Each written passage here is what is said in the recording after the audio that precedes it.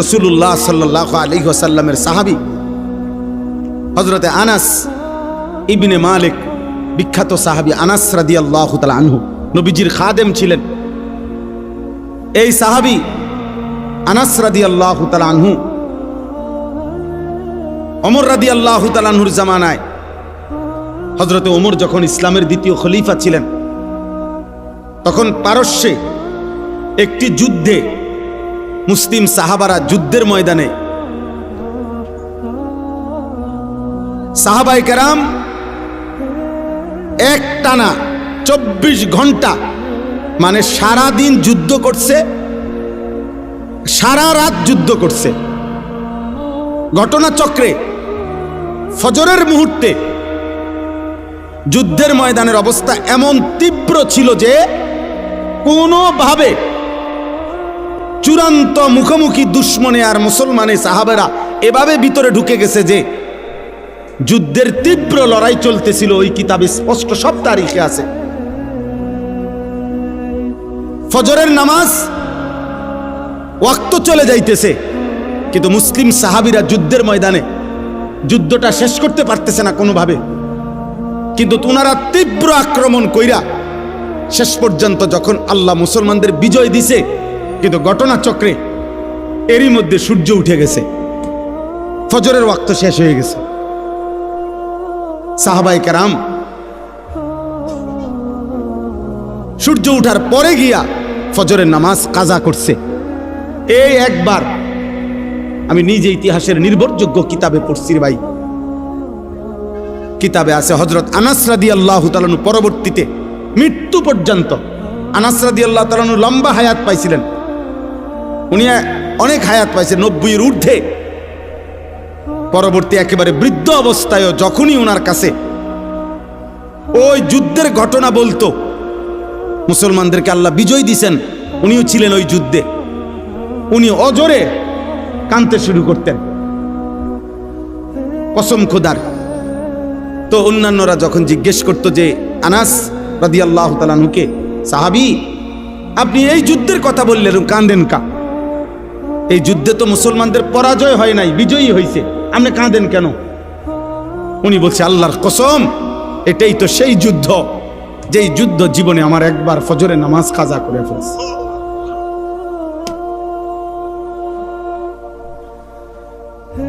যেই যুদ্ধ আমার জীবনে একবার ফজরের নামাজ, ওটা মনে হইলেই উনি চিৎকার দিয়া কাঁদতেন যে হায় আমার জীবনে একবার তো, একদিন আমার জীবনে ফজরের নামাজ তো কাজা হয়েছে, এটা তো সেই যুদ্ধ, আমি বিজয় দিয়ে করব কি, আমার তো ফজর ছুটে গেছে।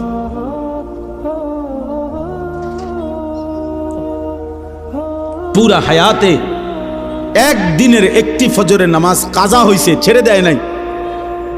এর জন্য দোস্ত এই পরিমাণ কাঁদছেন যে মৃত্যু পর্যন্ত কাঁদছেন, মৃত্যু পর্যন্ত এই কথা মনে রাখছেন। 18 বছর 20 বছরের প্রিয় ভাই, কিশোর নওজোয়ান সন্তান আমার 16 বছরের সন্তান আছে, তাইলে তোমরা যাদের বয়স 16, তুমি আমার সন্তান, তুমি আমার সন্তান। আমি তোমারে বললাম 18 বছর 20 বছরের ছোট ভাই, তোকে আমি বললাম, জানতে চাইলাম তোমার কি মনে আছে মোট তোমার এই পর্যন্ত কতগুলো ফজরের নামাজ ছুটে গেছে?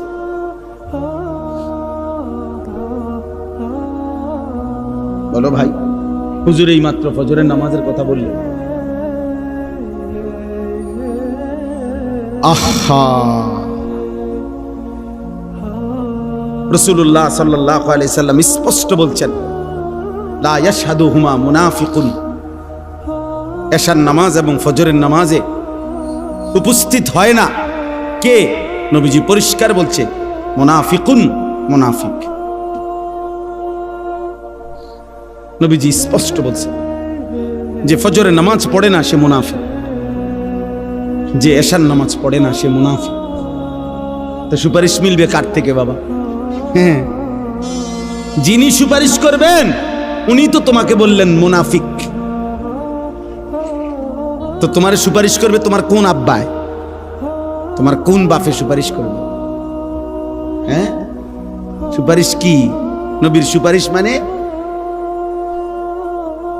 এটার কোনো নিয়ম কানুন নাই। নবী সাল্লাল্লাহু আলাইহি সাল্লাম দুনিয়াতে নাফরমান মৃত্যু পর্যন্ত বিড়ি খাইতে থাকবে, আর মরলেই হাসরের ময়দানে নবী সুপারিশ করে জান্নাত। এই তো না? সুদ খাইতে খাইতে কবরে যাবে, নবীজি হাসরের ময়দানে জান্নাত দিয়ে দিবেন সুপারিশ করে। এই তো সুপারিশ নাকি? কথা বলেন না কেন? এই সুপারিশ। তুমি যুবক নারী দেখতে দেখতে, উলঙ্গ ছবি দেখতে দেখতে, আরে নাফরমান বেনামাজি এই সেজদাবিহীন কপাল নিয়ে তুমি কবরে যাইবা, আর নবী তোমারে সুপারিশ করে জান্নাত দিয়ে দিবে। এইটা নি সুপারিশের অর্থ? কে বলছে এই কথা? কোনো নিয়ম কানুন নাই, কোনো কাগজপত্র নাই, কোনো ফাইলপত্র নাই। আহা আহ, ধোকা দিছে অনেকের, যে কতক্ষণ ডুললে আর গজল গাইলে আর দুয়ান দুয়ান জিলাপি খাইলে আর মুখে শুধু কইবা বিড়ি খাও আর সিগারেট খাও, সুদ খাও আর ঘুষ খাও, বেড়ি তোমার পর্দা করুক বা না করুক, হালাল হারাম মানো আর না মানো, শুধু কইবা নবীরে ভালোবাসি।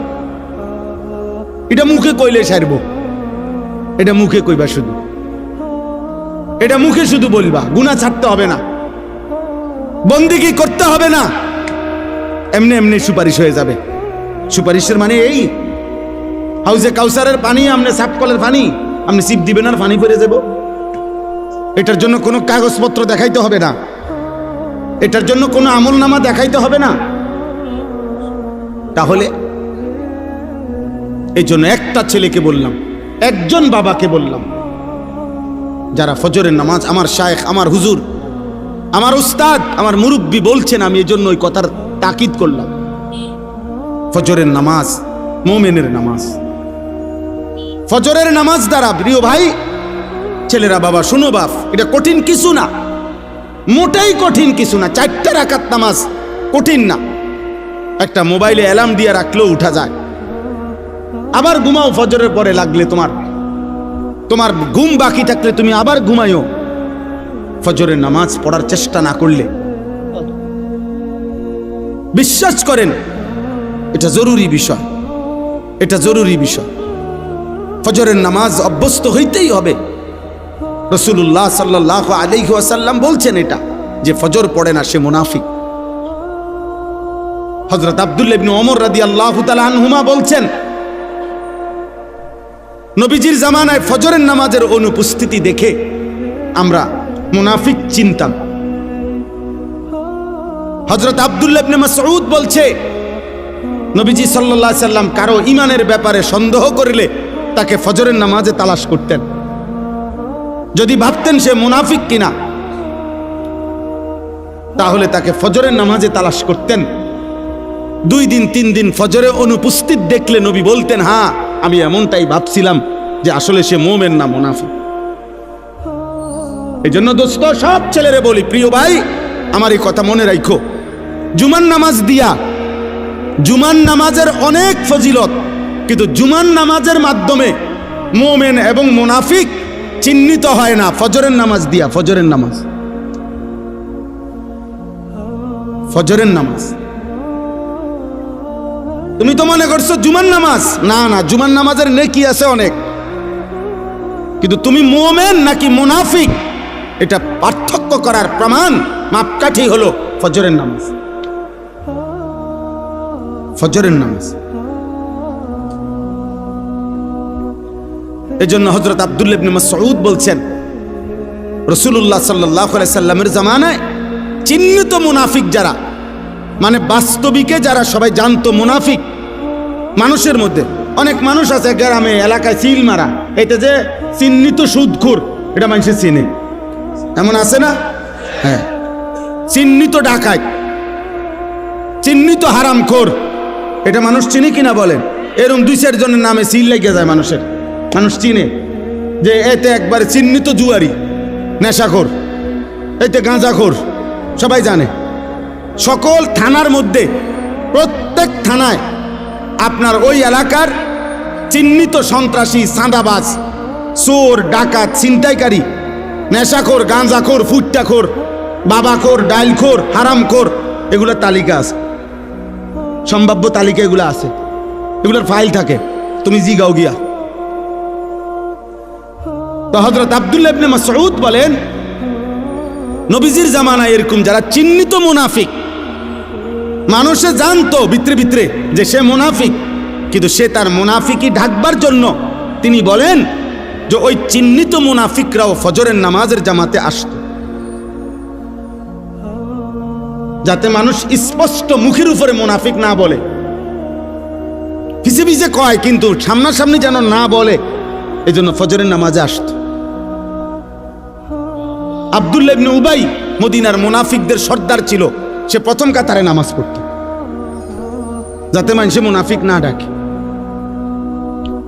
এজন্য দোস্ত অনুরোধ করলাম, ফজরের নামাজ বিজয়ের নামাজ, ফজরের নামাজ ইনকিলাব, পরিবর্তনের নামাজ। আজকে এই জন্য আমার হুজুরের ওই কথার থেকে আমিও গুরুত্ব দিলাম। তোমরা একটা একটা ছেলে, মনের আমার কাছে কিতাব আছে গাড়িতে, আরবি মোটা কিতাব, ওই কিতাবের মধ্যে লিখছে ইহুদিদের ধর্মগ্রন্থ তাওরাতের মধ্যে আছে, এই কথাটা মনোযোগ দিয়ে শোনো, ইহুদিদের তাওরাত কিতাবের মধ্যে আছে মুসলমানদের ওই জামাত, মুসলমানদের ওই দলের দ্বারা ইহুদিদের চূড়ান্ত পতন হবে, ইহুদিরা চূড়ান্তভাবে ধ্বংস হবে। কিতাবে লিখছে তাওরাতের ভবিষ্যৎবাণী হলো আল্লাযীনা কানু ফি সালাতিল ফজর কা সালাতিল জুমআ, মুসলমানদের যেই জামাত ফজরের নামাজে ওই পরিমাণ, জুমার নামাজে যেই পরিমাণ। কসম খোদা, ফজর আর জুমা বরাবর না হলে ওই দলের হাতে, ওই ব্যক্তিদের হাতে ইহুদিদের পতন হবে না, বরাবর হইতে হবে। এখন আমাদের জুমার নামাজ আর ফজরের নামাজ বরাবর, আরে মুসল্লি বরাবর 50, 4 ভাগের 1 ভাগ। আমাদের বিজয় অনেক দূরে, আমাদের বিজয় এখনো অনেক দূরে, আমাদের বিজয় এখনো অনেক দূরে। আমাদের বহু মেহনত, আরো রক্ত ঝরাইতে হবে, আমাদের আরো চোখের পানি পড়বে বাপ। আজ তো শুধু গাজাবাসী কাঁদতেছে, আজ তো শুধু ফিলিস্তিনের মজলুম কাঁদতেছে বাপ। গতকালকে রাত্রেরও খবর হলো প্রায় 4.5 লক্ষের চাইতে বেশি ফিলিস্তিনি ছোট ছোট মাসুম বাচ্চা নিয়া বাড়ি ঘর ছেড়ে দিয়ে অজানা উদ্দেশ্যে, আজকের খবর সব পত্রিকার খবরে আসছে, কারো কোনো গন্তব্য নাই, কোথায় যাবে জানে না, পথে পথে হাঁটতেছে খালি পায়ে, একজোড়া জুতাও নেই। আজকে রাতে, মানে গতকাল রাতে, নৌবহর যেই জাহাজ সমুদ ফ্লোটিলা, অর্থাৎ এক বিশাল নৌবহর, অনেক দেশের সম্মিলিত মানুষ, আমাদের বাংলাদেশেরও একজন আছে, যারা ফিলিস্তিনে সাহায্যের জন্য যাচ্ছিল, তাদেরকে আটকায় রাখছে, বাধাগ্রস্ত করছে। কোনোভাবেই এই সভ্য পৃথিবীতে, আধুনিক পৃথিবীতে ভাইয়া, কোনোভাবেই তোমাদের আর মোবাইলের নেশা শেষ হইল না। তোমরা নাড়িয়ে দেখো বাবা, তোমরা উলঙ্গ ছবি দেখো, তোমরা আর আল্লাহকে সেজদা দিও না, কারণ তোমাদের আল্লাহও লাগবে না, তোমাদের মরণও লাগবে না।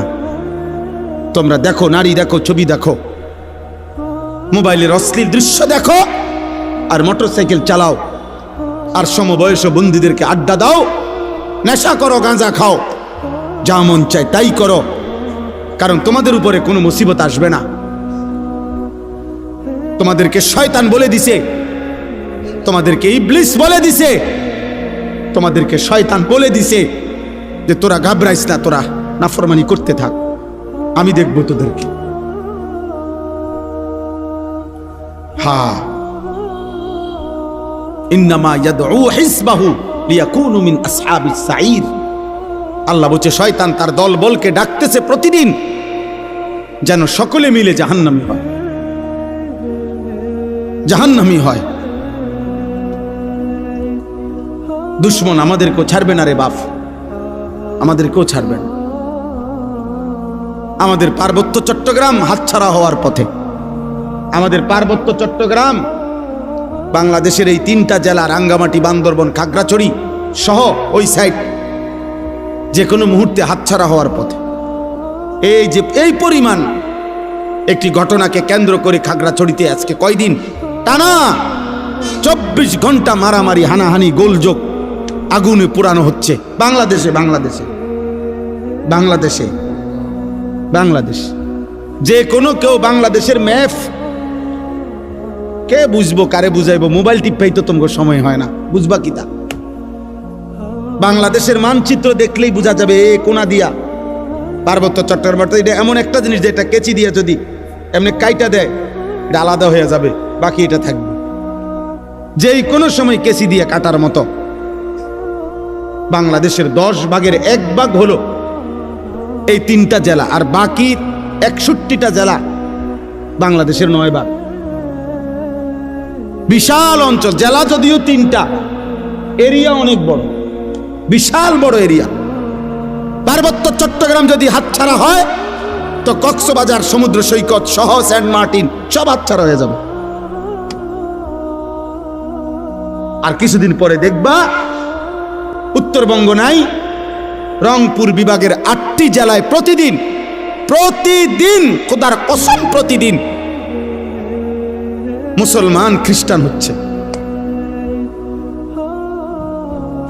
তো একদিন, বেশি দিন আর লাগবে না, বিখ্যাত থালা যখন হাতে নিবা তখন আর মোবাইলের এমবিও থাকবে না, আর তোমার মোবাইলের আব্বাও থাকবে না, তোমার ফেসবুকও থাকবে না, ইউটিউব। আমি দায়িত্ব নিয়ে বলছি, বুঝা শুনে বলছি। আমি দিন রাত 24 ঘন্টা আমার মূল ফিকির, মূল কাজ, মূল মেহনত মুসলমানের নওজওয়ানকে নিয়ে ভাবা। তোমরা ভিক্ষা করবা, ভিক্ষা করবা বললাম, কেউ তোমার প্লেটে একটা ভিক্ষাও দিবে না। গাজাবাসীর সন্তান, তুমি দেখো আজকের খবর নাও, ওরা জানে না, ওরা এই ছোট ছোট বাচ্চা, এক এক বাচ্চার কাঁধের মধ্যে, পিঠের মধ্যে, হাতের মধ্যে বাটি, বক্স, গাঁটটি, কত কিছু বোঝা, পায়ে জুতা নাই। ও জানে না ও কোথায় যাচ্ছে।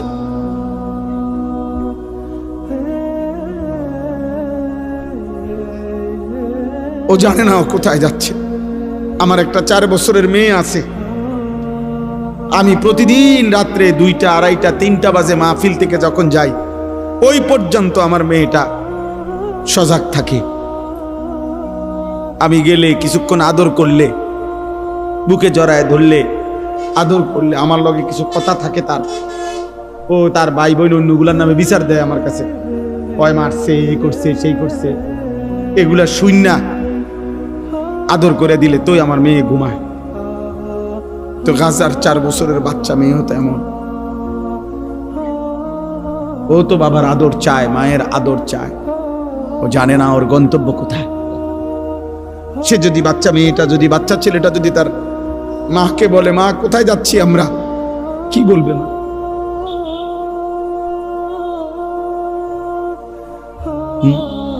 কি ভাবছো ছেলেরা? আমরা তোমাকে চেহারা দেখলেই তো বুঝি। অধিকাংশই মাগরিবের নামাজ পড়ো নাই, অধিকাংশই এশার নামাজ পড়ো নাই। যুবক, চেহারা দেখলেই বুঝো, চেহারার মধ্যে কোনো দয়া মায়ার চিহ্ন নাই। চেহারার চুল দেখলে বোঝা যায় না মুসলমানের বাচ্চা না বেঈমানের বাচ্চা। চুল দেখলে বোঝা যায় না। প্রতিদিন যত্ন করে 300 টাকা খরচ করে, সপ্তাহে 15 দিনে, 1 মাসে 300-500 টাকা খরচ করে, আহা মুসলমান বেঈমানের মতো, ওই কুত্তাদের মতো, মুশরিকের মতো চুল রাখতেছ। একজন চুল কাটার পিছনে সময় ব্যয় করতেছে ঘন্টার পর ঘন্টা, অথচ 12 কিলোমিটার পায়ে হাইটা। পত্রিকা আসছে গাজার একটা বাচ্চা 12 কিলোমিটার পায়ে হাইটাও একটা রুটি পায় নাই। এরপরে যখন একটা রুটি নিছে, ফিরে আসতেছিল যখন, তখন বুলেটের আঘাতে ওই বাচ্চাটা ঝাঁঝরা হয়ে গেছে, ক্ষুধার্ত সন্তান, আর রুটি খাইতে পারে না। আল্লাহ যেন বলছে আমি তোরে জান্নাত থেকেই মেহমানদারি করব।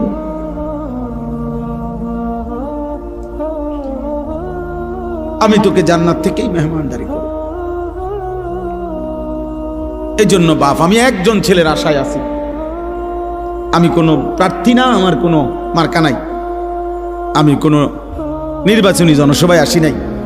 আমি আশা করি কোনো একজন ছেলেও যদি ভাবো যে আমার বদলানো দরকার, আমার আল্লাহর সাথে, আমাদের আল্লাহ ছাড়া আগেও কেউ ছিল না, আগামীতেও কেউ নেই। আমরা বেঈমানদের মতো সমপরিমাণ। আমরা যদি 200 কোটি মুসলমানও রাত দিন মাড়ি গাড়ি পরিশ্রম করি, তারপরও কাফের মুশরিকদের সমপরিমাণ দুনিয়া, অর্থ সম্পদ, ক্ষমতা, অস্ত্র সরঞ্জাম আমাদের হবে না। আমি বললাম এটা হবে না। আল্লাহ যদি কাফের চাইতে বেশি পরিমাণ দুনিয়া ইমানদারদেরকে দিত, তো নবী মুহাম্মদকেই দিত। কথা বোঝো নাই? রাসূলুল্লাহ সাল্লাল্লাহু আলাইহি সাল্লামকেই দিত, কারণ উনার চাইতে বেশি তোমারে ভালোবাসে। কথা বলে না? নবীজির চাইতে বেশি ভালোবাসে তোমারে। তো যেদিন আল্লাহর নবী পেটে ক্ষুধার কষ্টে 2টা পাথর বাঁধছিলেন, সেদিন আল্লাহ ছিলেন? কথা বলে না?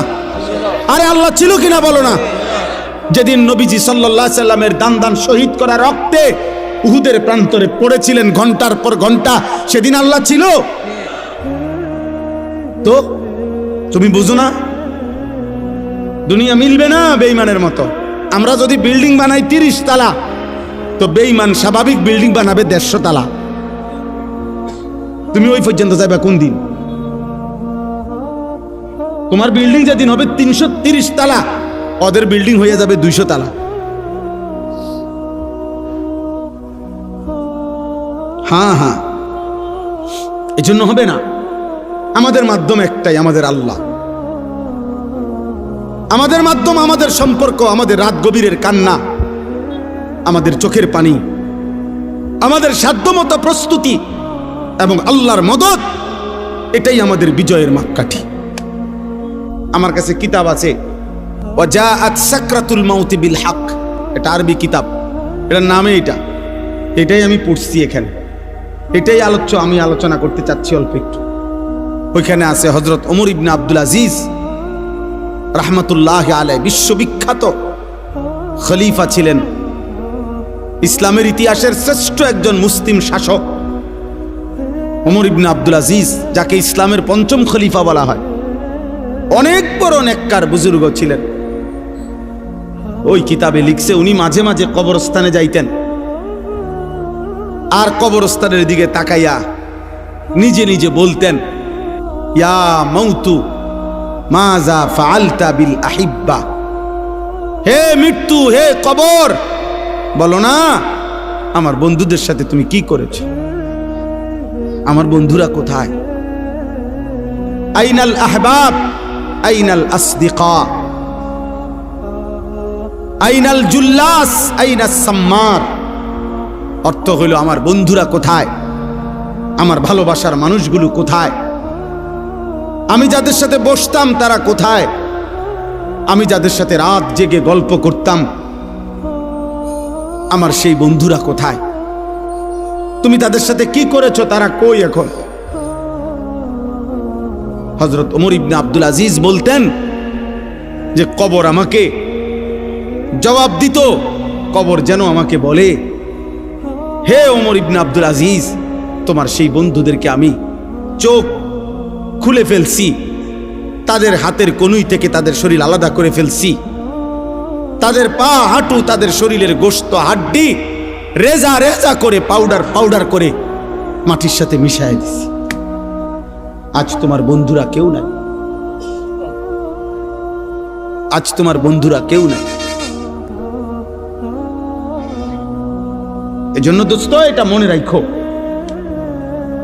আজকে তো ওলামায়ে কেরাম চোখের পানি দিয়ে, মহব্বত দিয়ে, ভালোবাসা দিয়ে কত আহাজারি করতেছে তোমাদের কাছে।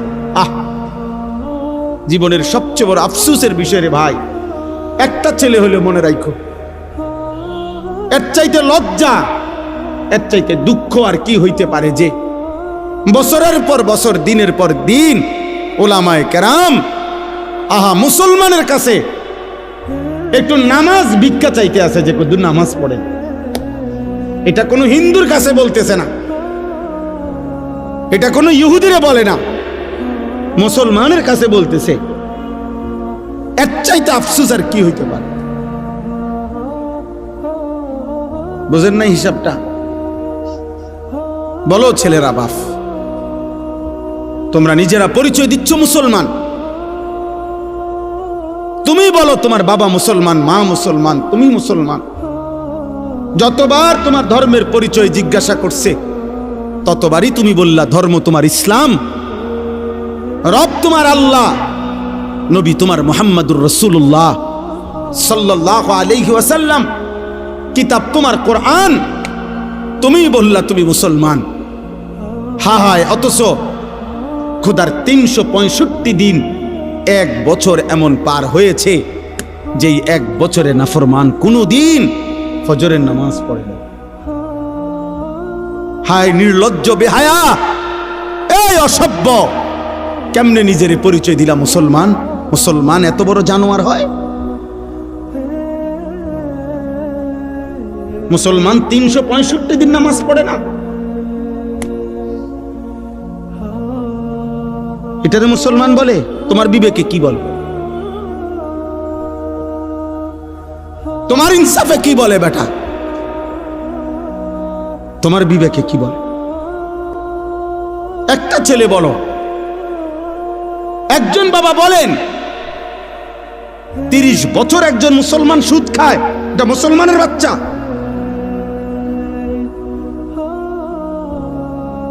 একটা মুসলমান 30 বছর ওজনে কম দেয় প্রত্যেক দিন, এটা মুসলমান? একটা মুসলমান বুঝি প্রত্যেক দিন নর্তকীর ছবি, নাটক, সিনেমা, নাচ, গান, টেলিভিশন দেখবে, এটা মুসলমান? একটা মুসলমান বুঝি 60 বছর পর্যন্ত বিড়ি সিগারেট খাবে, এটা মুসলমান? একটা মুসলমান বুঝি 60 বছর বয়সও কথায় কথায় গালিগালাজ করবে, এটা মুসলমান? ইনসাফ বলো ভাইয়া। যদি মানুষ হয়ে থাকো, জানোয়ার না হও, যদি ইনসান হও, যদি মায়ের পেটে জন্ম নিয়ে থাকো, যদি কোনো মুসলমান মার দুধ খাইয়া থাকো ছেলে, তাহলে মুসলমান এত বড় নিকৃষ্ট কেমনে হয়?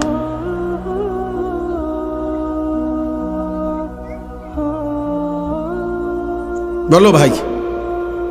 তাহলে এখন আমার দুঃখের কথা এটাই শুধু, যে না আমাদের কাছে সমপরিমাণ কাফের মুশরিকদের কিছুই নাই, আবার আমরা আল্লাহর সাথে সম্পর্ক ছিন্ন করে ফেলতেছি। নামাজও পড়ি না, রোজাও রাখি না, হারাম করে যে 30 বছর হারাম খায়, এটা কি সুদখোর? তে প্রতিদিন হারাম খাচ্ছে, প্রত্যেক দিন ওজনে কম দেয়। যার স্ত্রী বেপর্দা, এই অসভ্য মহিলা প্রতিদিন বেপর্দা। যার ঘরে টেলিভিশন চলে, তার ঘরে প্রত্যেক দিন নাটক, সিনেমা, নর্তকীর ছবি চলে। কিরে ভাই, আল্লাহর সাথে আমরা এইভাবে সম্পর্ক বিচ্ছিন্ন করলাম কেন? তাহলে আল্লাহর সাথেও আমরা সম্পর্ক ছেড়ে দিলাম। তোমরা ছেলেরা নামাজও পড়ো না, সেজদাও করো না, আবার দুনিয়ায় বাঁচবার জন্য কাফেরদের সমপরিমাণ অস্ত্র, ক্ষমতা, সম্পদ, এটাও তো তোমাদের নাই, তো টিকবা কেমনে? না আল্লাহ আছে তোমার, না তোমার দুনিয়াবি সম্পত্তি আছে, তো কিছুই তো নাই, তো তুমি বাঁচবা কেমনে? আগামী দিনে টিকবা কেমনে? তোমরা আগামী দিনে টিকবা কিভাবে? কি মনে হয় আর কারো উপরে আক্রমণ করবে না তো? কথা বলে না কেন? না না না, আর করবে না। এরা বলে দিছে যে শুধু আমাদের ক্ষোভ শুধু করে, বাকি সব মুসলমান আমাগো বন্ধু। তাহলে বলো ভাই, বলো। এই জন্য দয়া করে, আমাদের আল্লাহ ছাড়া কেউ নাই। আমাদের খবর, আমাদের কথা শুনবার মতো আমাদের আল্লাহ। আমাদের খবর নেবে একজনই, তিনি আল্লাহ। তিনি আল্লাহ।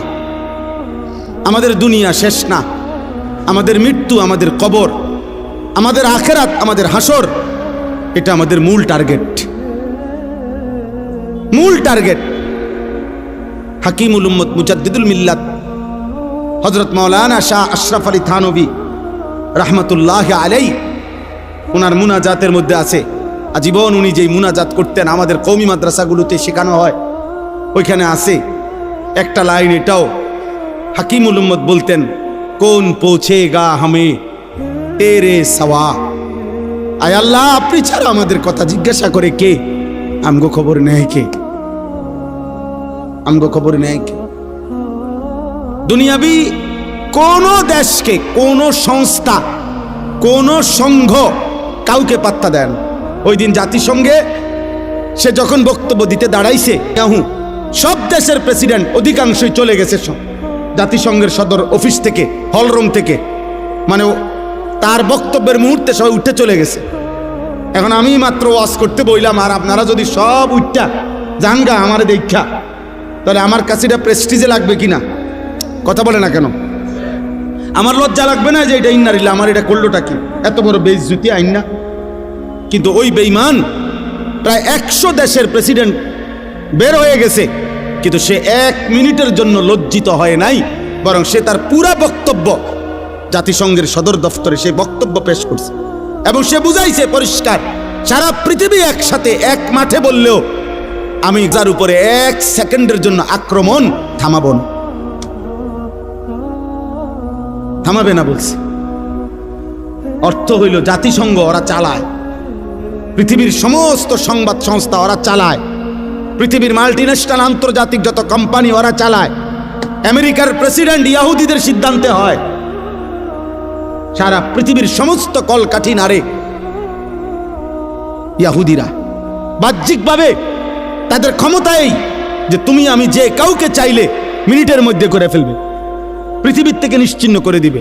আর এটা আমরা মাথায় রেখেই চলি, হারায় গেলে হারায় গেলাম, অসুবিধা কি? মরে গেলে মরেই গেলাম, মরে যাও, তার কোনো শরমের কিছু না। কথা বলে না? কিন্তু ওরা কাউকে পাত্তা দেয় না। এক আল্লাহর আযাব ছাড়া, আল্লাহর ফয়সালা ছাড়া, মুমিনের চোখের পানি ছাড়া, আমাদের সম্মিলিত হিম্মত ছাড়া, আল্লাহর মদদ ছাড়া, বাহ্যিক কোনো শক্তি, বক্তৃতা, বিবৃতি দিয়া এই বেঈমানরে থামানো যাবে না। ফেরাউনরে বক্তৃতা দিয়ে নি থামাইছে না মহান আল্লাহর গজব দিয়ে? নমরুদকে বক্তৃতা দিয়ে নি থামাইছে না আল্লাহর গজব দিয়ে?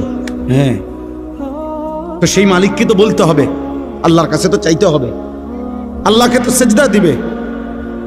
চলো ভাই, আজকে নিয়ত করি আমরা সবাই দিল থেকে, আমাদের মৃত্যু, আমাদের কবর, আমাদের আখেরাত, এটা আমাদের মূল বিষয়। সবাই মিলে নিয়ত করো। কিশোর ছেলেরা, আমার আশা ভরসার এক কেন্দ্রস্থল নওজোয়ান, তোমরা সিদ্ধান্ত নাও, এমনটা কইরো না বাপ, নিজেদেরও ক্ষতি হবে, ইসলামেরও ক্ষতি হবে, মুসলমানদেরও ক্ষতি হবে। বাপ, তুমি আল্লাহ চাহে তো তোমাদের যাদের বয়স 16, 18, 20, 22 বছর, বাবা তোমরা তো আল্লাহ চাহে তো বিয়ে করবা, আল্লাহ যদি হায়াত দেয় তো, আল্লাহ যদি দেয় তোমাদেরও সন্তান হবে একদিন ইনশাআল্লাহ, আল্লাহ যদি বাঁচায় তোমাদেরকে।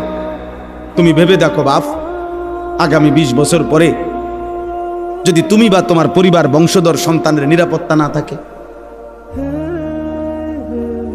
কি হবে বাপ? গুনাহ তো আযাব টেনে আনে। কোরআনুল কারীমে আছে কিনা, আল্লাহ এটা বারবার বলছি কিনা, আমাদের সমস্ত আযাব গজব দুনিয়াতে যা হয় কিসের কারণে? গরু ছাগলের গুনার কারণে। কার গুনাহ? কার গুনাহ বলেন না? মানুষের গুনাহ। বিমা কাসাবাত আইদিন নাস, মানুষের হাতের কামাই। বিমা কাসাবাত আইদিকুম, আল্লাহ বলছে তোমাদের হাতের কামাই। আমাদের গুনাহ না গরু ছাগলের গুনাহ? গরু ছাগলের তো কোনো গুনাহই নাই, কুকুর বিড়ালের তো কোনো গুনাহই নাই। আমাদের গুনাহ আমাদের উপরে আযাব আনবে। নবীজি বলছে তোমাদের গুনাহ তোমাদের উপরে আগুনের বৃষ্টি আনবে, খোদার কসম হাদিস। তোমাদের গুনাহ তোমাদের জন্য ভূমিকম্প টেনে আনবে, তোমাদের গুনাহ তোমাদের মাটি ধসায় দিবে, তোমাদের গুনাহ তোমাদের চেহারা বিকৃত করে দেবে, তোমাদের গুনাহ তোমাদের উপরে পাথরের বৃষ্টি বর্ষণ হবে। হ্যাঁ, ফারতাকিবু ইনদা যালিকা রিহান হামরা ওয়া জালজালাতান ওয়া খাসফান ওয়া মাসখান ওয়া কাযফান। আল্লাহ নবী সাল্লাল্লাহু আলাইহি সাল্লাম বলছে, কিয়ামতের পূর্ব মুহূর্তে আগুনের লাল বৃষ্টি হবে, জালজালাতান ভূমিকম্প হবে, খাসফান ভূমি ধসিয়ে দেওয়া হবে, মাসখান চেহারা বিকৃত করা হবে, কাসফান পাথরের বৃষ্টি বর্ষণ হবে, ওয়া আয়াতিন তাতাবাউ কানিজামিন কুতিয়া সিলকুহু। নবীজি বলেন একটার পর একটা এভাবে আযাব আসবে যেন এই তসবির দানা এখান দিয়ে কাইটা দিলে 100 দানা পড়তে মাটিতে কয় ঘন্টা লাগবে? আল্লাহর নবী খোদার কসম উদাহরণ দিয়ে বলছে, কানিজামিন কুতিয়া সিলকুহু, যেমন তসবির দানা মালা যেমন কেটে ফেললে সব ফুল পড়ে যায়, মালা বানাইলে সব দানা পড়ে যায় একটার পর একটা। যদি 10 মিনিট বৃষ্টি হয় তাহলে বৃষ্টির ফোঁটা যে জমিনে পড়ে এক এক ফোঁটার মাঝখানে ব্যবধান কয় মিনিট? বুঝেন নাই কথা? বৃষ্টির ফোঁটা পড়ে যে এক ফোঁটা পড়ার কয় মিনিট পরে আরেক ফোঁটা পড়ে? অনবরত অনবরত অনবরত কিনা না ব্যবধান আছে? ব্যবধান। আল্লাহর নবী বলছে কামামাকিল কাতর, তোমাদের উপরে মুসিবত আসবে বৃষ্টির পানির ফোঁটার মতো, তসবির দানা ছিঁড়ে ফেলার মতো, কাকিতাইল লাইলিল মুজলিম। এগুলো সব কিয়ামতের পূর্বের কথা, এটি হয়ে গেছে এই যে কথা না, নূহ নবীর জমানার কথা বলে না। নবীজি বলছে অন্ধকার অমাবস্যার রাত্রির মতো তোমাদের উপরে মুসিবত আসবে, কিছুই খুঁজা পাইবা না। কি করা উচিত? আল্লাহর নবী বলছে ইউসবিহুর রাজুলু মুমিনান ওয়া ইউমসি কাফিরান, সকালবেলা থাকবা মুমিন, সন্ধ্যা হয়ে যাবা কাফের, সন্ধ্যায় ছিলা মুমিন, সকালে হয়ে যাবা কাফের। আল্লাহর নবী সাল্লাল্লাহু আলাইহি সাল্লাম এক সাহাবী হুযাইফাকে বলছিলেন, হুযাইফা, যদি কোনোদিন আল্লাহর পথে চলতে গিয়ে কাউকে খুঁজে না পাও তাহলে একা গাছের শিকড় গোড়ালি কামড়াইয়া ধরা একা হলেও দ্বীনের উপরে থাইকো। ওয়ালাউ আন তাআদ্দা বিআসলি শাজারাতিন হাত্তা ইউদরিকাকাল মাউত ওয়া আনতা আলা যালিক। মৃত্যু পর্যন্ত আমি অনুরোধ করলাম, আমরা বলার চেষ্টা করছি, আমরা তোমাকে বুঝাইবার চেষ্টা করছি। আপনারা যারা বাবা আছেন, অভিভাবক আছেন, আপনারা আপনাদের ছেলের প্রতি যত্নবান হন। কাঠ পালং আর সোফার ফার্নিচার, বিল্ডিং আর ইট, টাইলস আর বাথরুম নিয়া এত ব্যস্ত হইয়েন না। 1000 বছর যাবত, লাখো বছর মানুষ টাইলস ছাড়াও ঘুমাইছে বাপ, ইমান ছাড়া যেন না ঘুমায়। মাটির বিছানায়ও ঘুমাইলে কিছু হয় না রে বাপ, কিন্তু সেজদা ছাড়া ঘুমাইলে বিপদ হবে রে বাপ। আপনার ছেলে যদি মাটির বিছানায়ও ঘুমাইতো অসুবিধা হতো না, যদি ফজরের নামাজ পড়তো। আর লাখ টাকার যদি পালঙ্কেও ঘুমায় অথচ ফজরের নামাজ পড়ে নাই, তো বিপদ হবে আপনারও, আপনার ছেলেরও, মেয়েরও, স্ত্রীরও।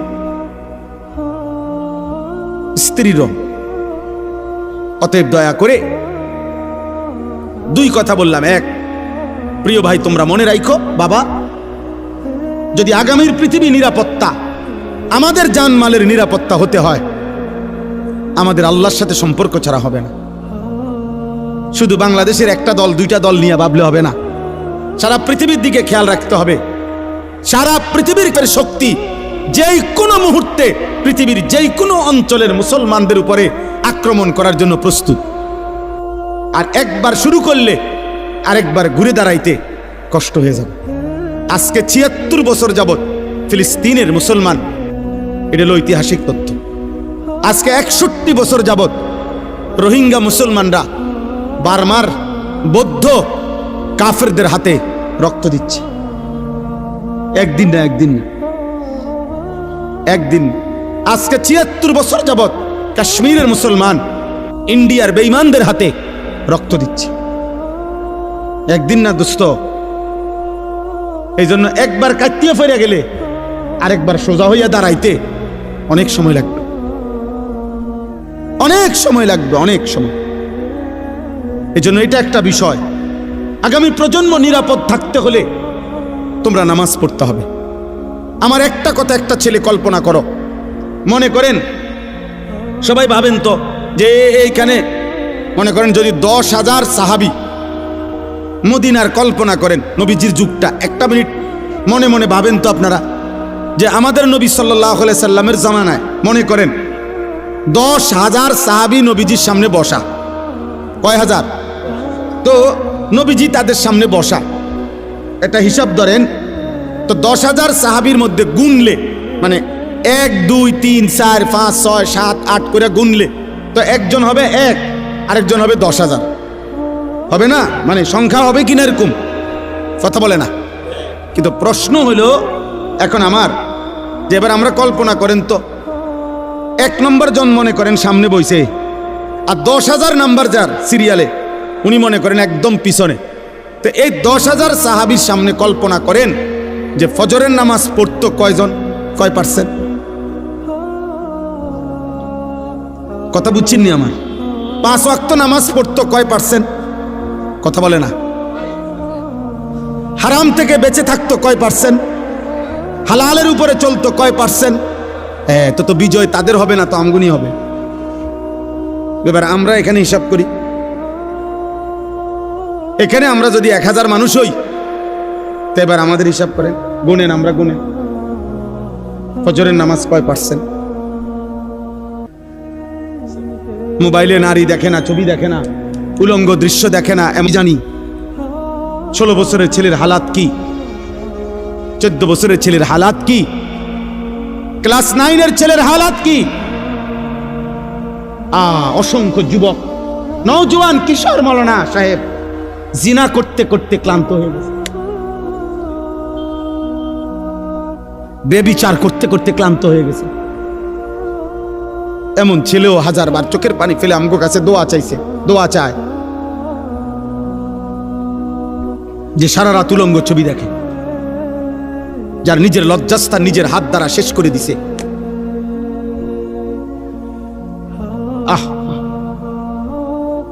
কোন মানুষের শরীরের স্বাস্থ্য, শক্তি, শৌর্য সবকিছুই শেষ করে দিচ্ছে। কি পরিমাণ সন্তান, কি পরিমাণ মানুষ নেশাগ্রস্ত দেখেন। আল্লাহ তাআলা যেটাকে স্পষ্ট হারাম করেছেন,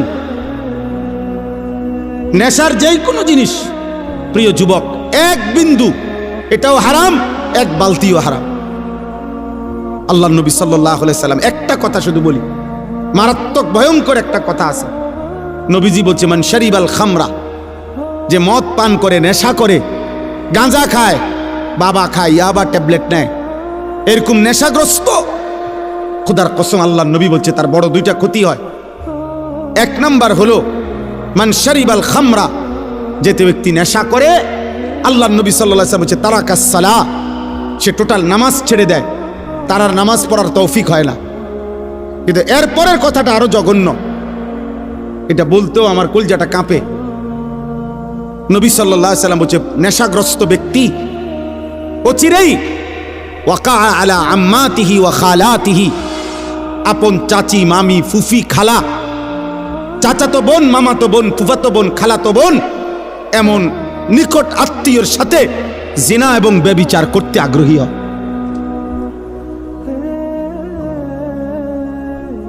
আল্লাহর কসম নবী বলছে।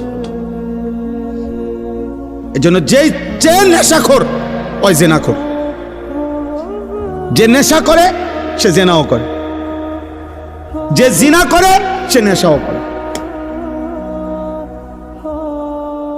হ্যাঁ, যেখানে গান বাদ্য হয় সেখানে জিনা ব্যভিচারও হয়, যেখানে জিনা ব্যভিচার হয় সেখানে গান বাদ্য হয়। এই 3 জিনিস একসাথে, নেশা, নারী, গান একসাথে,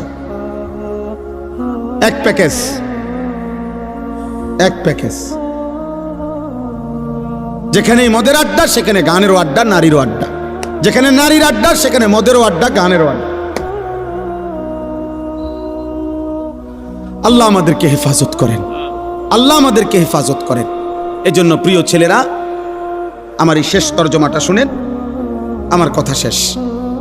আল্লাহ তাআলা বলেন ওয়ালাকাদ খালাকনাল ইনসানা, আল্লাহ আমাদেরকে আমাদের মৃত্যুর কথা মনে করায় দেওয়ার জন্য, মৃত্যুর কথা আল্লাহ কয়েকটা কথা বলছে।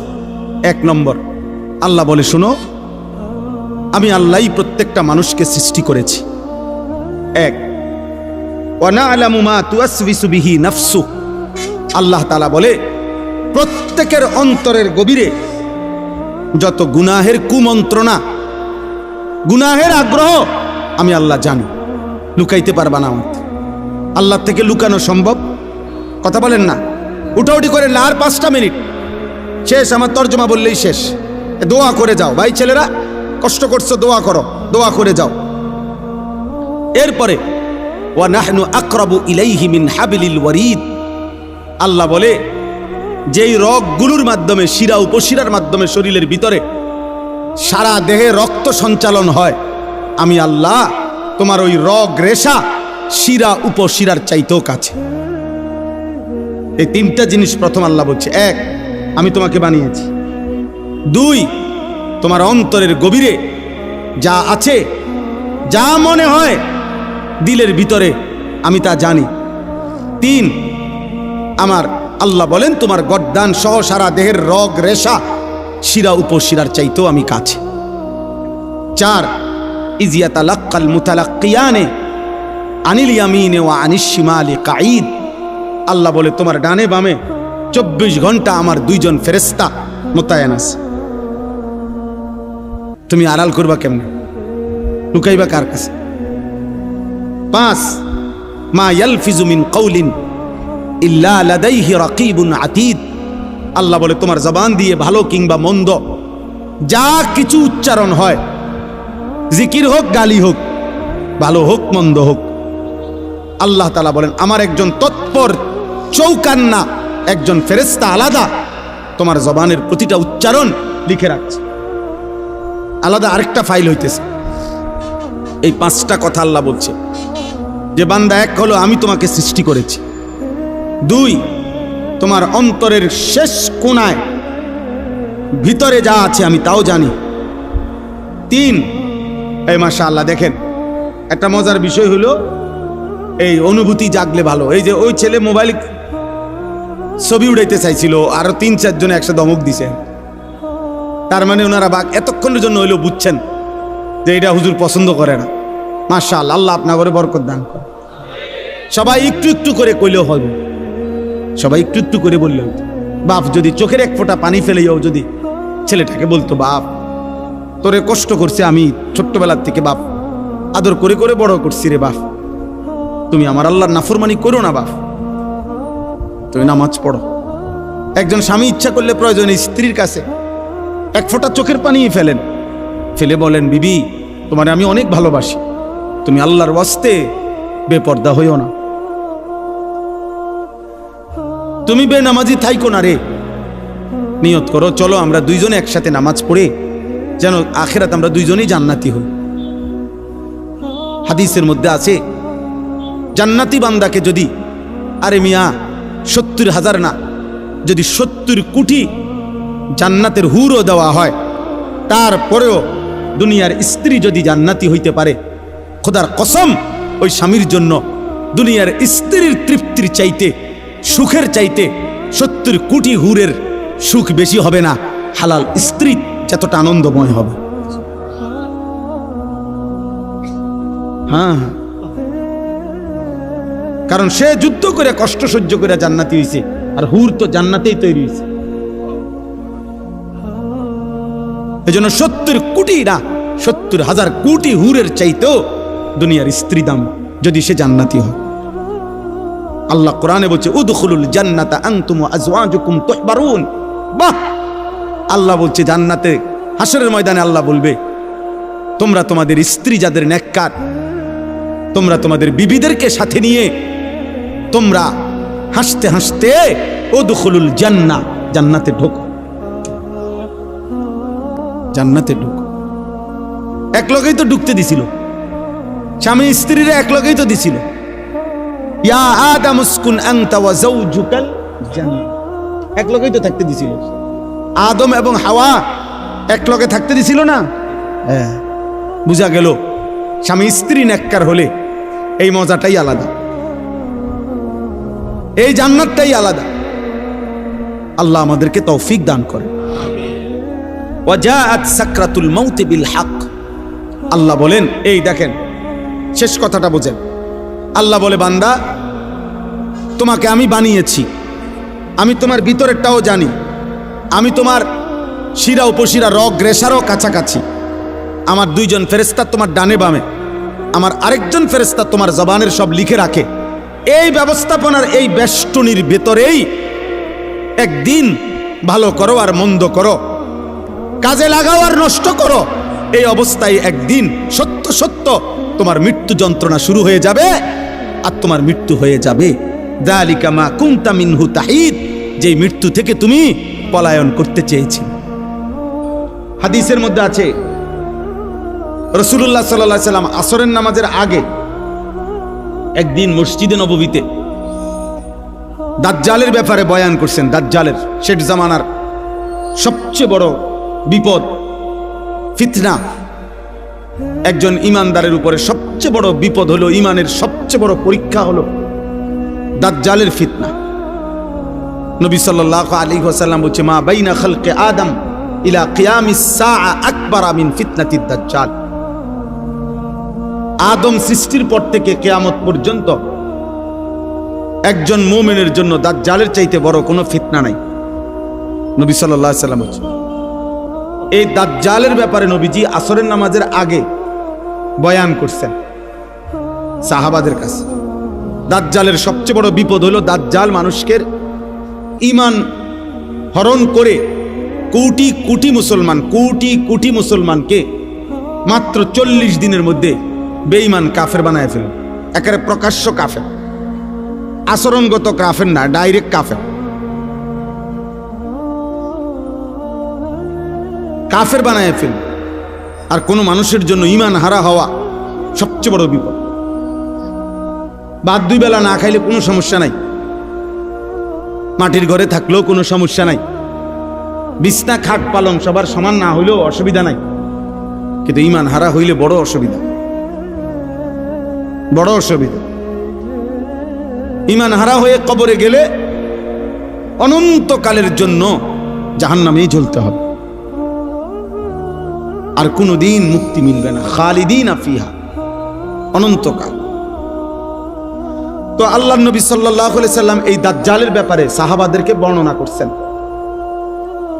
আসরের নামাজের আগে। আর মিসলে আউয়ালে আসরের নামাজ পড়িলে মাগরিব পর্যন্ত এখনো সৌদি আরবে আসরের নামাজের শুরু ওয়াক্ত নিয়ে উলামায়ে কেরামের মধ্যে একটু ইখতিলাফ আছে। আমাদের হানাফি মাযহাব মতে এবং অন্য মাযহাব মতে।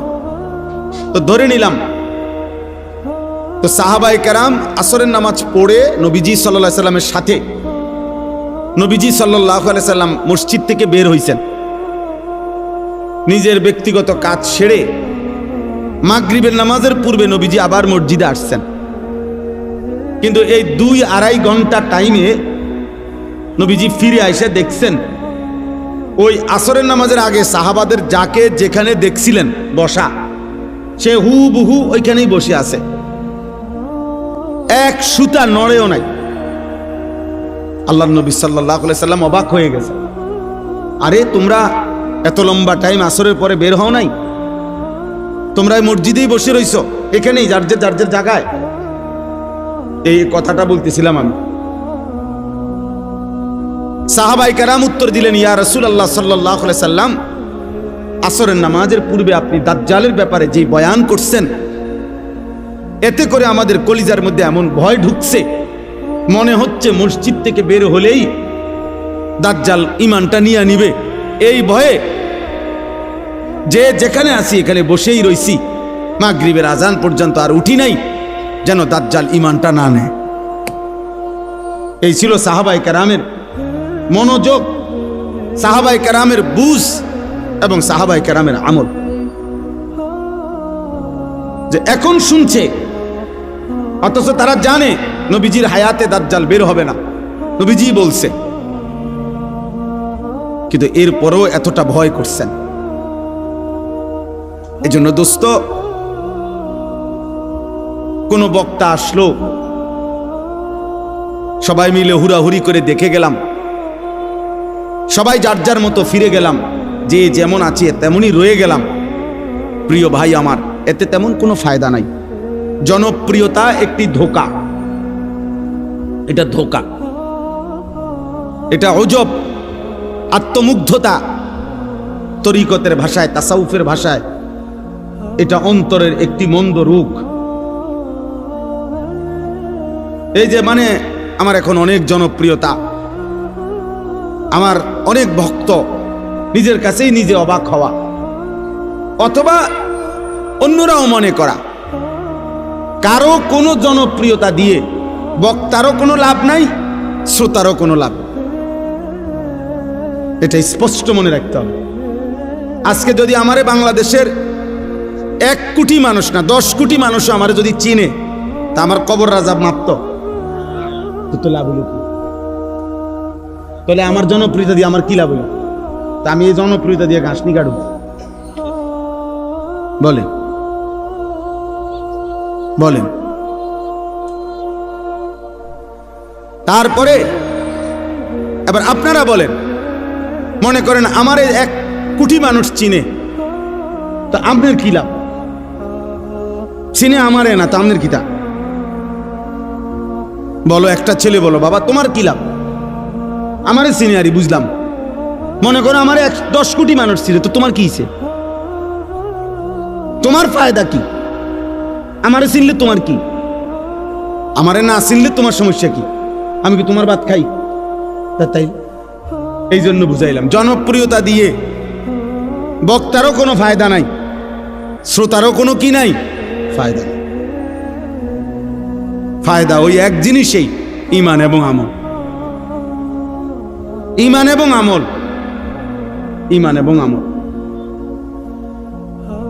এটাই বাঁচার মাধ্যম, এটাই মুক্তির মাধ্যম। আমার জন্য, আপনাদের জন্য, ছেলেরা তোমাদের জন্য, বয়স্ক বাবা আপনাদের জন্য।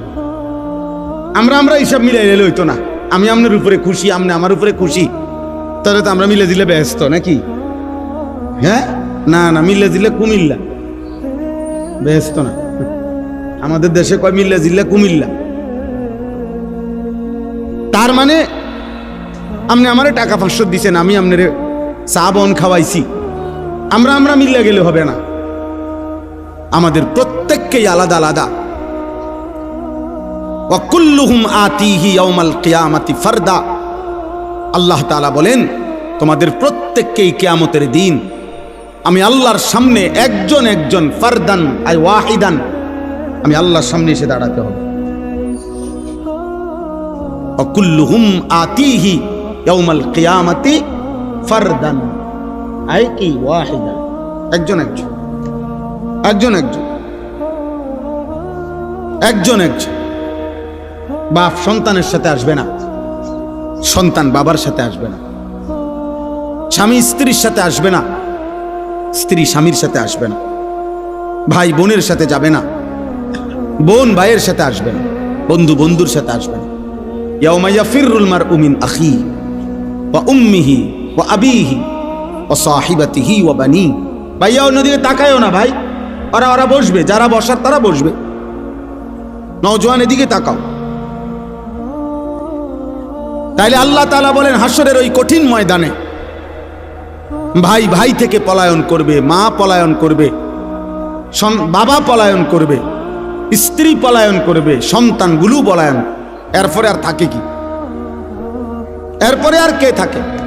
লিকুল্লি ইমরিইম মিনহুম ইয়াউমাইদিন শা'নুন ইউগনি। আল্লাহ তাআলা বলেন, প্রত্যেকেই নিজেকে নিয়ে ব্যস্ত হবে। ইয়া রাব্বি নফসি নফসি, ইয়া রাব্বি নফসি নফসি। আদম থেকে ঈসা, ১৬ লাখ আম্বিয়া, ১৬ লক্ষ নবী কিংবা বেশি কম, এক বন্ধু ব্যতীত, এক মদিনার বন্ধু ব্যতীত সমস্ত আম্বিয়ায়ে কেরামও বলবে, ইয়া রাব্বি নফসি নফসি, আল্লাহ আমাকে বাঁচান, আমাকে বাঁচান, আমাকে বাঁচান, আমাকে বাঁচান। হযরত ইব্রাহিম আলাইহিস সালাম ইসমাঈলকে দেখবে, ডাকবে না, কিতাবে আছে। হযরত ইয়াকুব আলাইহিস সালাম ওনার ছেলে ইউসুফ আলাইহিস সালামকে দেখবে, কিন্তু ডাকবে না। অথচ এটা সেই ইউসুফ দুনিয়ার হায়াতে যিনি এই ছেলের ভালোবাসায় 40 বছর চোখের পানি ফেলছে।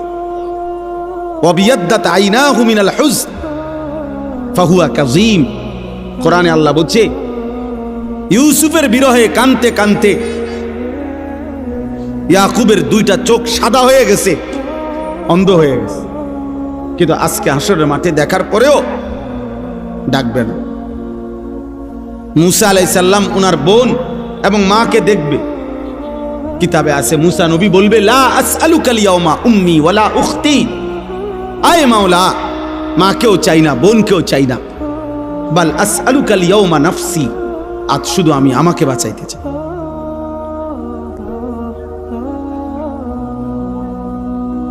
জিব্রাইলের মতো ফেরেশতা বললেন আয় আল্লাহ আমাকে নিরাপদ রাখেন, আমাকে নিরাপদ।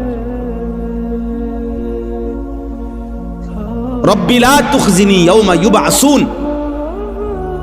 ইব্রাহিম আলাইহিস সালামের মতো নবী কোরআনে আছে, আল্লাহ বলছেন, আল্লাহর কাছে দোয়া করছেন ইব্রাহিম নবী, যায় আল্লাহ কিয়ামতের দিন যখন সবাইকে কবর থেকে উঠাবেন সেদিন আমারে বেইজ্জতি করেন।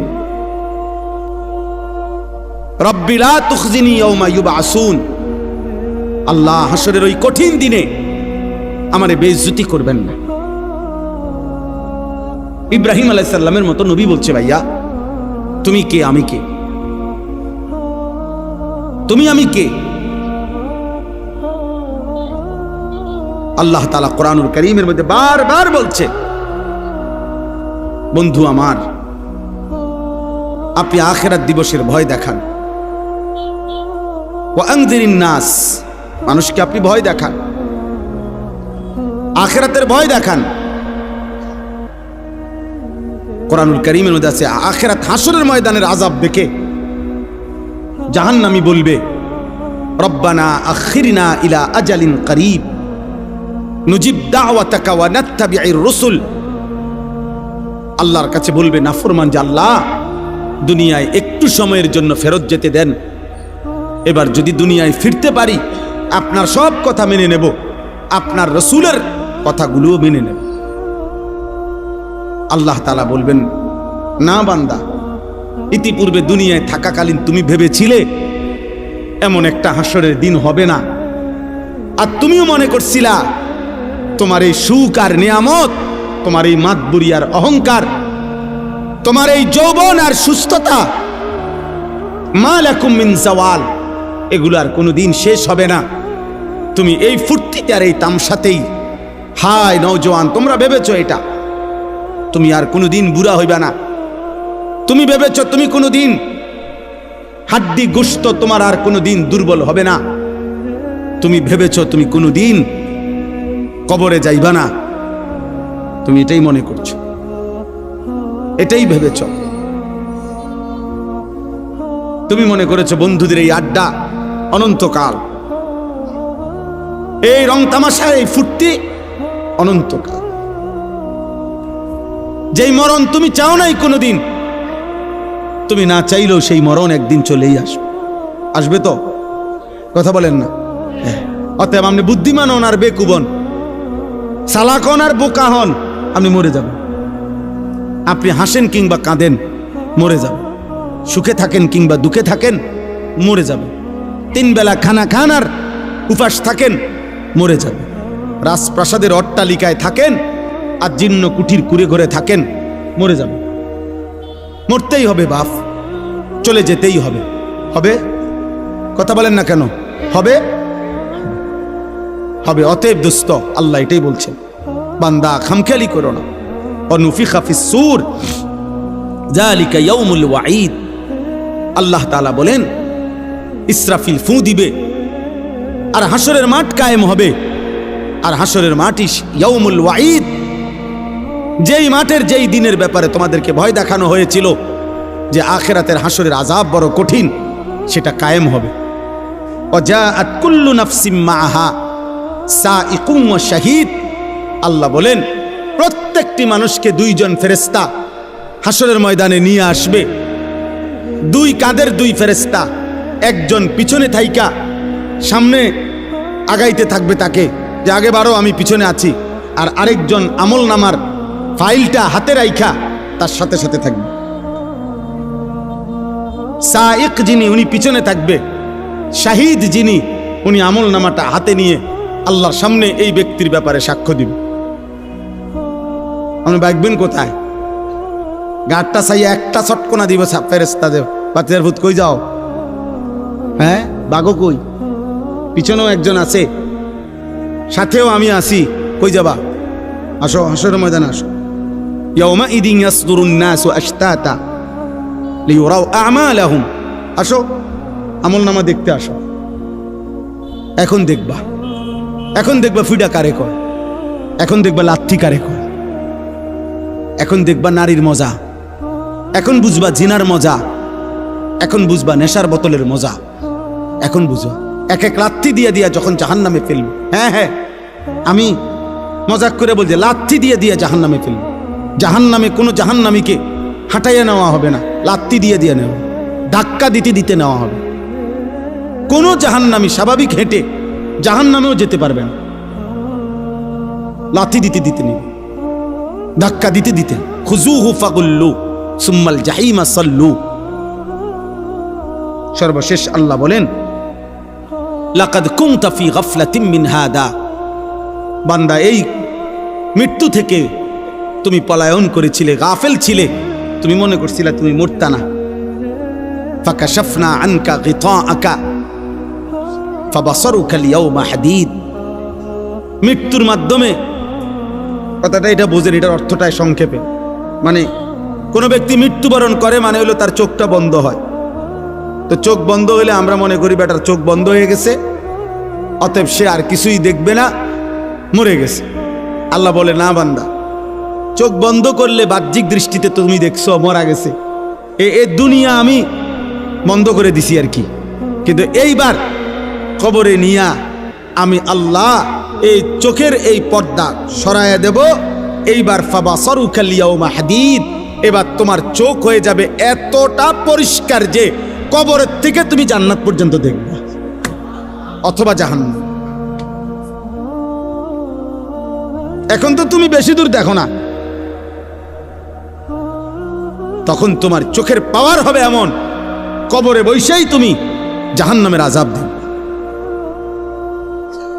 আর এভাবে যতদিন কিয়ামত না হবে ততদিন তুমি কবরে থাইকেই ছটফট করবা জাহান্নামের ওই আযাব দেখা। আর নেককার জান্নাতের নিয়ামত দেখা খুশিতে হাসতে থাকবে, খুশিতে হাসতে থাকবে। হ্যাঁ, মজার কোনো বিষয়ে মানুষ আগের থেকে কল্পনাতেও মজা পায়। বিরিয়ানি খাইব যখন মনে হয়, আমরা ছাত্র জীবনে যেদিন শুনতাম বিরিয়ানি দিব, আলহামদুলিল্লাহ আগের দিন থেকেই একটা মানসিক মনটার মধ্যে একটা প্রস্তুতি থাকতো যে রবিবারে বিরিয়ানি দিব, আগের থেকেই ভালো লাগতো। মাদ্রাসা যেদিন ছুটি দিবে এই দাঁড়ার কামে থাকতো। আমার মনে আছে, যদি মনে করেন বৃহস্পতিবারে ছুটি দিবে, আমরা বুধবার দিন কোনোদিন আমার মনে হয় না আমরা বেডিং বিছাইয়া ঘুমাইছি। বুধবার রাত্রে, বুধবারে বেডিং টেডিং বান দিয়া সব ক্লিয়ার, কোন রকম এমনি মাথাটা লাগাইয়া পড়ে থাকতাম। অথচ ছুটি হইল আগামীকাল দুপুরের পরে, কিন্তু মজা লাগতেছে যে বাজ্জামু। তো জান্নাতি বান্দা জান্নাত দেখেই মজা পাইতে থাকবে আর বলবে, ইয়া রব্বি আকিমিস সাআ, আল্লাহ কিয়ামত হয় না কা, ইসরাফিল ফু দে না কা, হাত্তা আরজিআ ইলা আহলি, আমি আমার পরিবার, আমার হুরেরা, আমার জান্নাতে যাবো না আমি। আর নাফরমান বলতে থাকবে হাদিসে, ইয়া রব্বি লা তাকুমিস সাআ, আয় আল্লাহ কিয়ামত যেন না হয়, ইসরাফিল যেন ফু না দেয়, আহা এই আযাবে আমি কেমনে থাকব। আল্লাহ আমাদেরকে হেফাজত করেন। অতএব প্রিয় ভাই, একটা একটা ছেলেকে অনুরোধ করছি, দোস্ত আমি অনেকক্ষণ বললাম, ছেলেরা আমার একটা একটা ছেলেকে অনুরোধ করলাম, নষ্ট হইও না, নষ্ট হইও না, নারীর ফান্দে জীবন শেষ করে দিও না, মোবাইলটার দিয়া জীবনটা নষ্ট করে দিও না, একটা মোটর সাইকেলের জন্য এমন সুন্দর একটা যুবক নষ্ট হয়ে যায়ও না, 12,000 14,000 টাকার একটা মোবাইলের কাছে এমন একটা হায়াত, এমন একটা জীবন চরিত্রহীন বানায় দিও না, বরং জীবনটা সুন্দর করার চেষ্টা করেন। প্রত্যেকের কাছে অনুরোধ, নবী সাল্লাল্লাহু আলাইহি সাল্লামের একটা একটা সুন্নাত, একটা একটা সুন্নাত আমল করবেন। আল্লাহ তাআলা আমাদেরকে তৌফিক দান করেন। আল্লাহর কথার উপরে সামান্যতম তুচ্ছ তাচ্ছিল্য করা এটা কুফরি, কুফরি, ডাইরেক্ট কুফরি। ইস্তেহজা কুফরি, মানে ঠাট্টা করা, তুচ্ছ তাচ্ছিল্য করা কোনো কথা দ্বারা, শব্দ, আচরণ, উচ্চারণ দ্বারা। প্রিয় ভাই, একটা হলো আমল না করা, আরেকটা হলো অবজ্ঞা করা। দাড়ি না রাখা এটা কবিরা গুনাহ, কিন্তু অবজ্ঞা করা, টিটকারি করা, বিদ্রুপ করা কুফরি। এটা জরুরি কথা, কিন্তু এজন্য ফাইজলামি সবখানে না, মস্কারি সব জায়গায় না। তুমি না শুনলে কোনো সমস্যা নাই, আমি তো আগেই বললাম, কিন্তু আল্লাহর কথা শতভাগ মনোযোগ দিয়ে শুনতে হয়। কোরআনুল কারীমের মধ্যে বারবার আল্লাহ তাআলা এই কথাটা বলছেন, ফাসতামিউ লাহু ওয়া আনসিতু। আমার কোরআন আল্লাহ আদেশ করেছেন তোমরা মনোযোগ দিয়ে শোনো এবং চুপ থাকো, লাআল্লাকুম তুরহামুন। আল্লাহ তাআলা বলেন যদি মনোযোগ দিয়ে শোনো, চুপ থাকো, আমি আল্লাহ ওয়াদা করলাম অবশ্যই তোমাদের উপরে রহমত বর্ষিত হবে। এই সরাসরি আল্লাহর ওয়াদা। এজন্য যে আল্লাহর কথা মনোযোগ দিয়ে শুনবে, চুপ থেকে শুনবে, আল্লাহ তার উপরে রহমত বর্ষণ করবে। রহমত বর্ষণ করবে মানে কি? তাফসীরে রুহুল মাআনিতে আছে তাওফীকুত তাআ, ইউওয়াফিকুহুত তাআ। আল্লাহ তাআলা তাকে ওই কথাগুলোর উপরে আমল করার, আনুগত্য করার, আমল করার তৌফিক দান করবে। হযরত এই মাত্র বললেন আমার পরম শ্রদ্ধেয় উস্তাদ, বাংলাদেশের মুরব্বী, বাংলাদেশের হাজারো লাখো উলামায়ে কেরামের অভিভাবক, হেফাজতে ইসলাম বাংলাদেশের সংগ্রামী মহাসচিব আল্লামা শায়েখ সাজিদুর রহমান দামাত বারাকাতুহুমুল আলী, একেবারে ছোট্টবেলায় জিন্দেগির প্রথম মাদ্রাসার পড়ালেখা বলতে যা বুঝায়, আমি সেটা দারুল আকামি পড়ছি। হুজুর আমার উস্তাদ, উস্তাদ না শুধু অনেক প্রিয় উস্তাদ, আমাদেরকেও ব্যক্তিগতভাবে অনেক আদর করে, অনেক আদর। সর্বপ্রথম যাদেরকে দিয়ে, সর্বপ্রথম যেই বেস দিয়া দারুল আরকাম মাদ্রাসা, ওই মেড্ডা পীরবাড়ি চালু হয়েছে যেখানে, আমি সেই বেসের ছাত্র। আমাদেরকে দিয়েই মাদ্রাসা চালু হয়েছে। সেই এই মসজিদ, পুরান মসজিদের কাজ, রাস্তার সামনে যেই মসজিদটা, আমরা নিজেরা কাজ করছি, মিস্ত্রিরাও করছে, আমরাও কাম করছি, একবেলা পড়ছি, আরেকবেলা মসজিদের কাজ করছি, ছাদ ডালাইয়ের কাজও আমরা করছি, আলহামদুলিল্লাহ। তো যাই হোক, বলার উদ্দেশ্য হলো হুজুর এই মাত্র বললেন যে আমল মাকসাদ, বললেন না এখন আমল মাকসাদ। তো আল্লাহ তাআলার কথা যদি কেউ মনোযোগ দিয়ে শুনে, আল্লাহর ওয়াদা যে তোমার উপরে রহমত বর্ষিত হবে, মানে হলো আল্লাহ তাআলা তোমাকে আমলের তৌফিক দিবে। প্রিয় ভাই, আসলে অনেক মানুষ আছে ফিরতে চায়, ফিরতে পারে না। মাঝে মাঝে মন চায় নামাজ পড়তে, সময় কুলায় না, অথবা মানসিকতাই হয় না। অনেকের আছে অনেক গুনাহ ছেড়ে দিতে মন চায়, কিন্তু কে যেন তারে ফিরায় রাখে। তাহলে আল্লাহ তাআলা কাউকে ইবাদতের তৌফিক দেওয়া, এটা আল্লাহর নিয়ামত, এটা আল্লাহর নিয়ামত। এই জন্য আল্লাহর কথা মনোযোগ দিয়ে শুনতে হবে, আজকে না সব সময়। প্রিয় ছেলেরা, কিশোর নওজোয়ান ভাই, মহব্বত করে আসছো, আমরা বুঝি, ভালোবেসেই আসছো। তো মনে করো আমারে মহব্বত করে আসছো, তো এটার মাকসাদ কি? যে উনি কোরআন সুন্নাহর কিছু কথা বলবে, এগুলো আমি শুনবো, এই নিয়তেই আসছো। তাহলে আয়েশা যদি তামসা করো, তাহলে আসলা কেন ভাই? আয়েশা যদি তুমি মোবাইল নিয়েই ব্যস্ত থাকো, তো আসলা কেন ভাইয়া? আয়েশা যদি তুমি বুট বাদামি খাও, তো আসলা কেন? বুট বাদাম কি পৃথিবীতে আর কখনো মিলবে না? বুট বাদাম কি বেচা কিনা আজকেই শেষ? কথা বলেন না? তাইলে শুধু শুধু এটা তো একটা ম্যাজিক না যে সার্কাস দেখাইলাম, আমি আইলাম, আমরা দেখলেন। এটা তো কোনো কথা না বাপ।